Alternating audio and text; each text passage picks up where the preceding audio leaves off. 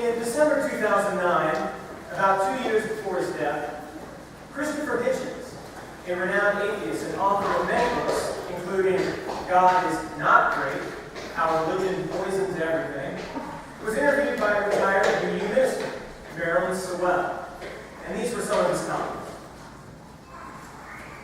When one looks at what the parties of God, as they dare call themselves, in Iran and among Al-Qaeda and Hezbollah, have been inflicting on peoples of the Middle East and on us, when not just them, but Messianic Jewish settlers are trying to steal other people's land in the name of God in order to try and bring on Armageddon with the help of some Christian forces in the United States, overlapping with the same Christian forces who try and have nonsensical pseudoscience taught to American children with taxpayers' money, I thought that a moment had arrived when there was a chance that enough people would be willing to join a fight back against theocracy in all its forms. I haven't been invited to debate theology yet by any Unitarians, but then, if you'll forgive me for saying so, I'm never absolutely certain what Unitarianism is theologically. The joke about Unitarians is that they believe in one God, maximum. Now, among other members of other denominations, the Unitarian ethic is widely counted. The default position of a lot of people who outwardly profess such faith is that there can't be any real certainty about a creator, certainly not about an intervening creator, but there may be ethics to be derived from a religious life. Now, I think I may belong to what seems to be a quite significant minority of human beings who are so made that they cannot believe. The real presence of Christ in the Mass, for example, for many people is gibberish. The idea that the Quran was dictated by an archangel to an illiterate is likewise to us a fantastic idea. I mean fantastic in the sense of being a fantasy.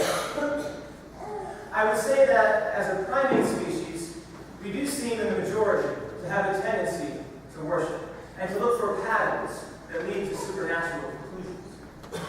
Whereas I think the safest by far conclusion is that there is no supernatural dimension whatever, and that the natural world is quite wonderful enough, and the more we know about it, much more wonderful, in fact, than any supernatural proposition.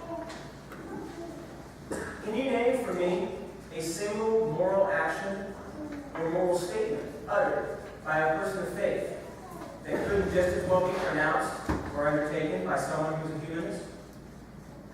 If someone says, I'm doing this out of faith, I say, why didn't you do it out of conviction? And I would add the corollary question, can you name for me a wicked action performed or a wicked statement made by a religious person in the cause of their faith? And of course, you've already thought of several examples. Religion makes people say unkind things, and makes intelligent people say stupid. Now, when people say, as we see in every election cycle, I'm a person of faith, people imagine they will get applause for that, and they generally do. If I could make one change in the culture, it would be to withhold that applause and say, wait a minute, you just told me that you were prepared to accept an enormous amount on no evidence whatever. Why are you thinking that would impress me? Now, I don't want you to go away with the impression that I'm just a vulgar materialist. We have a need for what I would call the transcendent, or nuance, or even the ecstatic. And that comes out in love, and music, and poetry, and landscape. I would trust anyone who didn't respond to things of that sort. But I think the cultural task is to separate those impulses and those needs and desires from the supernatural, and above all, from the superstitious.